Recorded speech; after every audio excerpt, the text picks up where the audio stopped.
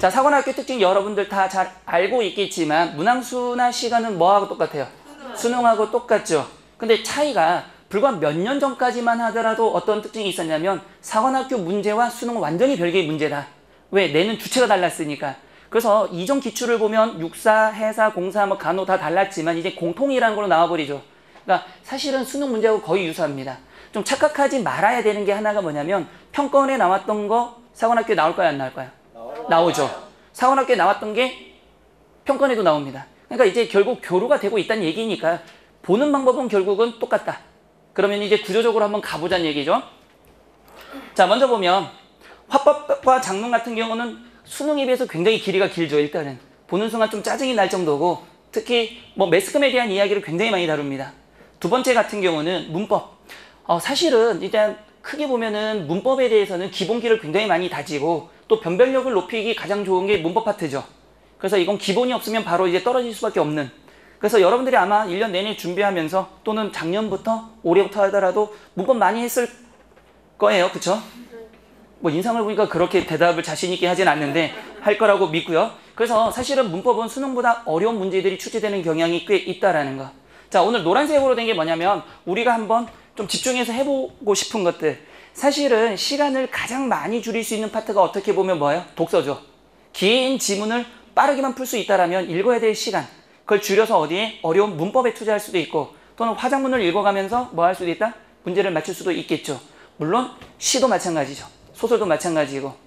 자, 그래서 독서 같은 경우는 지문의 길이가 기본적으로 깁니다. 아까도 얘기했지만은 뭐죠? 수능은 양쪽으로 있기 때문에 길다라는 느낌이 드는데 이놈의 사관학교는 A4 용지를 넘기다 보니까 가로 세로의 개념이 없죠. 그냥 이거 그냥 기네. 한 장 더 넘어갔네. 이거 덜 넘어갔네. 근데 그거를 해보면 수능 길이에요. 사실은. 그러니까 감이 없다라는 얘기죠. 근데 하나 다행인 거는 수능보다는 뭐가 없다?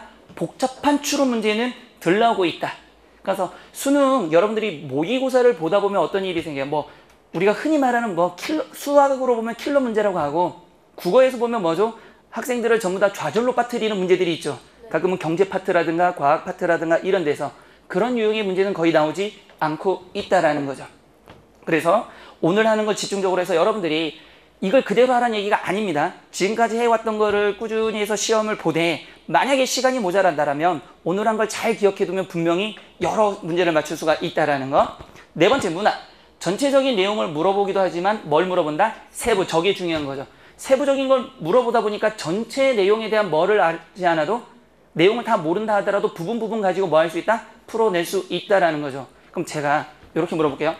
두 가지의 공통점은 뭐냐? 결국은 지문을 안 읽고 풀 수 있는 문제들이 등장한다라는 거죠. 자, 우리가 보통 보면 문제 유형이 크게 두 가지가 있는데 학생들이 조금 착각하는 게 있어요. 첫 번째는 뭐냐면 내용을 물어보는 문제가 있고 또 하나는 형식을 물어보는 문제가 있습니다. 자, 내용을 물어보는 문제는 결국 뭘 찾는 거다? 의미를 찾아라, 내용을 찾아라 이런 문제 많이 들어봤죠? 그러니까 여기 결국은 내용을 의미를 알고 있니? 라고 물어보는 거야. 그럼 형식을 물어보는 건 뭐죠? 시에서는 뭘까요? 표현상의 특징. 소설에서는 서술상의 특징. 이런 것들이 굉장히 많이 나오고 있다는 얘기죠. 그러니까 그런 얘기는 작품을 먼저 보기 전에 뭘 보고 답지를 보면 답이 될 만한 것들을 쉽게 찾아낼 수 있다라는 거. 그러니까 형식적인 거는 겉에 있는 것만 보고 뭘 할 수 있다? 답을 찾아낼 수 있다라는 겁니다. 자, 그러면 우리가 한번 보자고요. 자, 먼저 크게 보면 여러분들이 기본적으로 비문학을 보려면 글쓴이가 뭘 말하고 있는지를 정확하게 파악을 해야 된다는 얘기인데 한번 봅시다. 다음 글의 중심 화제 그랬죠, 분명히. 자, 화제가 뭘까요? 주제. 그쵸, 주제 또. 대답 어마어마한데. 괜찮아요. 뭐 어차피 주제 또. 소재 또. 생각. 자, 이렇게 마구잡이로 하면 안 된다는 얘기죠, 시험 볼 때. 자, 일단은 우리가 말할 때 중심 화제라는 것은 우리 이렇게 한번 해봅시다. 철수라는 친구가 있죠. 자, 착하다 그랬습니다. 여기서 문법으로 한번 가보자고요. 주어가 뭐예요? 철수. 역시 대답은 왼쪽에서만. 오른쪽인데요? 왼쪽 우리 아니? 세상의 기준은 접니다. 그쪽에서 나를 바라보고 또 내 기준에서. 자, 철수가 주어가 되죠. 착하다가 뭐가 되는 거죠? 동사. 동사? 형용사. 기본적으로 주어가 나오면 다음엔 서술어가 나오는 게 일반적인 형식인데 서술어라 그러죠.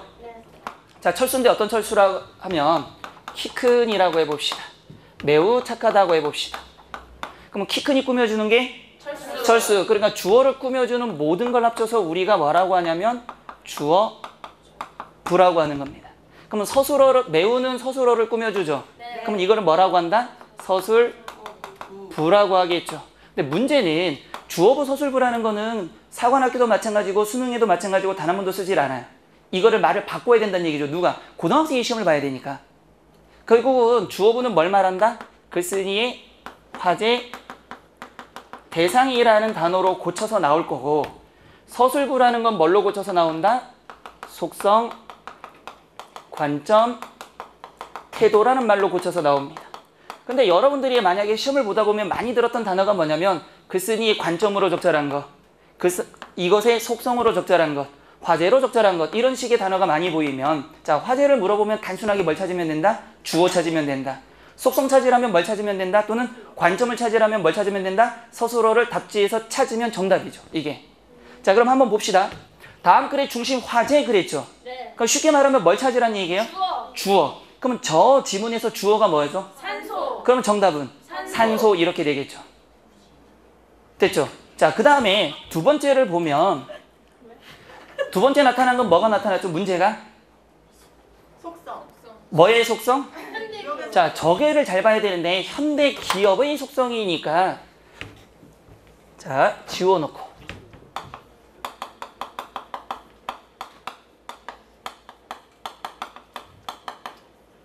분명히 찾으라는 건 속성이니까 서술부를 찾아야 되는 게 맞죠, 분명히. 네. 그런데 우리가 서술부를 몰라. 그래서 힌트를 준 거죠, 문제에서. 현대기업이 뭐가 되더라? 주어가 된다는 얘기죠. 그러면은 지문을 빠르게 읽으면서 뭘 찾아라? 현대기업에서 잠깐 멈춰라.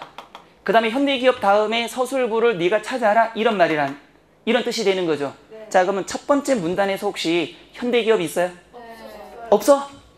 난 보이는데. 어디에? 현대기업은 보이죠, 분명히. 자, 서술어는 기업과 소비자의 후회적 관계를 무시할 수 없는 처지에 놓여 있다 이렇게 돼 있죠. 혹시 두 번째 단락에도 현대기업이 있어요? 네. 어디에? 마지막. 그렇죠. 현대기업은 이렇게 돼 있죠. 자, 서술부 밑줄 칠까요?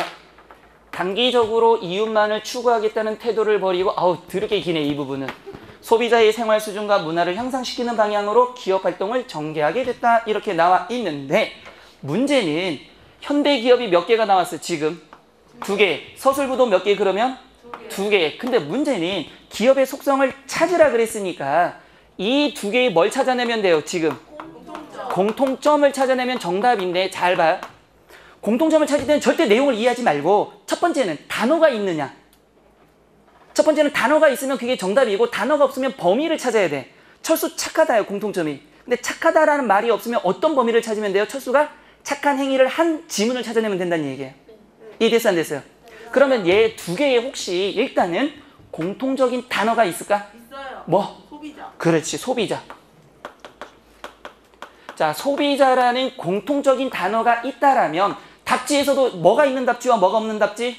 소비자가 있는 답지와 없는 답지를 나눌 수 있어야 된다.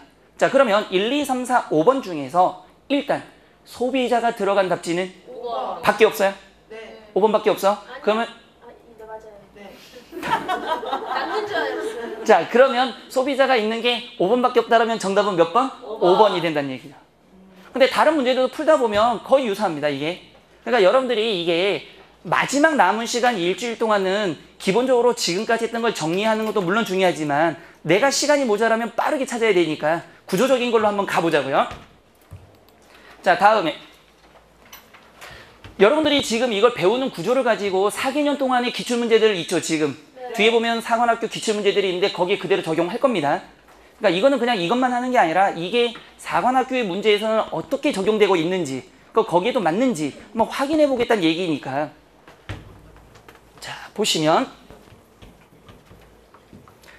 다음 문제, 다음 글에서 제시하고 있는 기억의 핵심 내용은 그랬죠. 우리 이런 걸 뭐라 한다? 밑줄 친 부분에 대한 설명으로 적절한 것 이런 것들 밑줄 내용이죠. 근데 여기에서는 이 밑줄이 중요한 게 아니라 잘 볼까요? 수명이 하루밖에 안 되는 하루살이가 수명이 수십 년이나 되는 인간의 일생을 조사할 수 있을까? 바로 이 부분. 이게 뭘까요? 화제. 질문을 한 거죠. 질문. 화재주시 맞아. 정확히 맞았어. 틀린 말은 아닌데 왜 맞지 않는 듯한 이런 느낌까지. 맞습니다. 자, 일단은 여기서 봐야 될 건 바로 질문이에요. 질문이라는 거. 자, 다시 한번. 질문은 그냥 하지 않죠. 절대로. 네. 자, 내가 만약에서 지금 배고파? 라고 물어봤으면 내가 뭘 얘기하고 싶어서? 대답. 그렇지. 대답을 요구하겠지, 당연히. 우리나라의 장래 국방력이 어마어마한 것 같아. 앞으로 전진하면 뒤로 갈 것 같은 느낌이고, 나를 따르라면 그건 아닌가 봐요. 이럴 것 같고. 힘들다. 자, 뭘까요? 질문은. 결국은 질문은 내가 뭐 하고 싶은 거? 말하고 싶은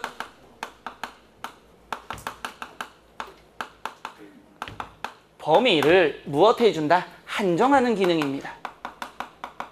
그러니까 쉽게 말하면 질문을 했다라는 건 내가 앞으로 어떤 얘기를 하든지 질문의 범위, 질문의 범주는 절대 벗어나지 않을 테니까 니들이 그렇게 해석해봐 라고 이야기를 하는 거예요, 지금. 그럼 여기서 범위를 한번 찾자고요. 수명이 하루밖에 안 되는 하루살이가 수명이 수십 년이나 되는 인간의 일생을 조사할 수 있을까? 했으니까 뭘 물어보고 싶은 거죠? 인간의 일생 뭐 할 수 있다? 조사할 수 있니? 하고 물어본 거죠, 분명히. 네. 자, 그러면 질문을 했으면 뭘 찾아야 된다?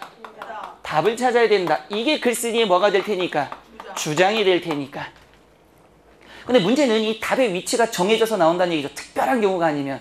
근데 여러분도 생각을 해야 되는 게 가끔은 예외적인 게 나와요. 근데 그 예외적인 걸 모든 걸 잡아서 갈 수가 없잖아요, 지금. 우리는 기본적으로 8, 90%의 확률이라면 믿고 가야 됩니다. 어차피 8, 90%의 확률을 넘어서는 건 독특한 문제이기 때문에 나만 어려운 게 아니라 다 같이 어렵다.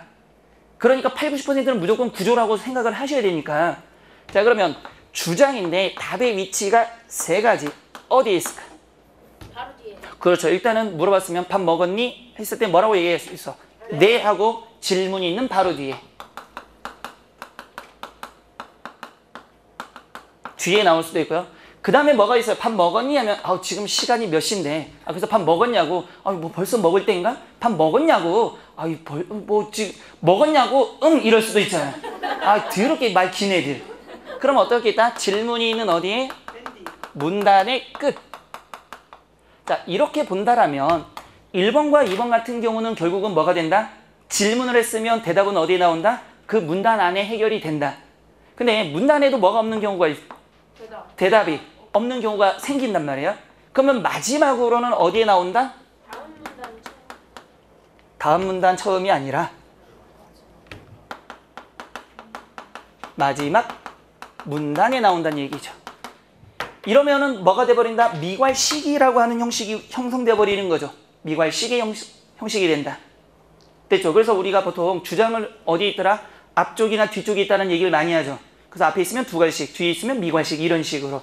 그러니까 이렇게 있다는 얘기예요. 그런데 하나는 좀 알아둬야 되는 게 문단이 우리가 한 4, 5개가 이렇게 나올 텐데 만약에 첫 번째 문단에서 질문이 나왔다라면 두 번째 문단은 바로 뒤가 될까요? 안 될까요?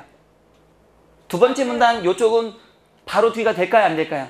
될 수밖에 없습니다. 왜? 질문이 끝에 있으니까 바로 뒤는 다음 단락으로 넘어갈 수밖에 없다는 얘기죠. 그러니까 요 구조만 좀 기억하고 있으면 돼요. 됐죠? 자, 그러면 지금 밑줄을 얘기하고 있는데 계속적으로 이 이야기만 했단 말이에요. 이게 페이크죠. 수능도 마찬가지고 사관학교도 마찬가지고. 밑줄은 어디다 칠까? 글쓴이의 주장과 관계된 것만 밑줄 치게 돼 있어요. 아무거나 절대 밑줄 칠 수가 없단 말이에요. 그러면 문제가 아니라 뭐가 되니까? 오류가 나오니까. 근데 밑줄이 어렵게 보이는 이유는 하나죠. 그러니까 글쓴이의 주장을 그대로 해주면 잘 보이는데 비유적으로 한 것들을 비유적인 내용들에 밑줄 치면 전혀 다른 내용이 되니까 결국 이것도 뭐가 된다? 글쓴이의 주장과 관련된 어딘가에 밑줄이 쳐져 있다라고 봐야 되는 거죠. 자, 한번 볼까? 수명이 하루밖에 안 되는 하루살이가 수명이 수십 년이나 되는 인간의 일생을 조사할 수 있을까라고 물어봤으니까 정답은 이미 알고 있을 텐데 정답은 둘 중에 하나겠죠. 뭐? 조사할 수 있다 또는 없다. 그럼 바로 뒤에는 답이 될까요? 안 될까요? 안 돼요. 안 되죠. 그럼 눈으로 빨리 보이잖아요, 지금. 그럼 문단의 끝은 있나? 그러면은 어디서부터 보면? 그렇죠. 만약에 드디어 이제 남성 동지들이 이야기를 시작했어. 이제 드디어 이제 살만 난다. 네, 늘 얘기했지만 항상 남자와 여자 수업을 하다 보면 여자들은 와 떠들어. 남자들은 이 소리가 돼요. 자, 어디서부터? 만약에부터 한번 봅시다. 이 영리한 하루살이에 무엇이 정확하다면? 관측과 추론이 정확하다면 가정했죠. 하루라는 짧은 동안에 100년에 이르는 인간의 일생은 정확하게 밝혀질 것이다. 밝혀질 수 있다 없다? 있다. 뭐가 가능하다라면? 그렇죠. 바로 그거죠. 그러면 그걸 알고 우리가 별의 일생을 연구하는 방법이 무엇과 똑같아요 지금? 하루살이 방법과 유사하니까 별의 일생을 연구하는 방법도 뭐가 가능해야? 관측과 추론이 가능해야 되죠. 자, 그러면 답지에서 일단은 뭐가 나와야 돼? 관측과 추론이 있는 답지 없는 답지를 구분해야 되는 거죠 먼저. 자, 답지에서 일단은 봅시다. 정답 몇 번 될까요? 4번. 매력적 오답은? 왜 1번이에요? 그렇죠. 그러니까 이런 문제들을 다 읽고 나서 얘도 정답인 것 같고 쟤도 정답인 것 같은 거예요 지금. 그러니까 이런 것들을 피해가면 시간을 굉장히 줄일 수 있는데 아니면 어떻게 돼? 난 이 문제 하나 풀고 내년을 준비할게 막 이런단 말이에요. 왜? 희한하게 사람들이 시험을 보면 집중력이 엄청나. 평소에 모의고사 볼 땐 그렇게 졸린데 수능 때 졸는 놈을 거의 본 적이 없어. 또 사관학교 시험 가가지고 거의 졸질 않아. 악착같이 봐.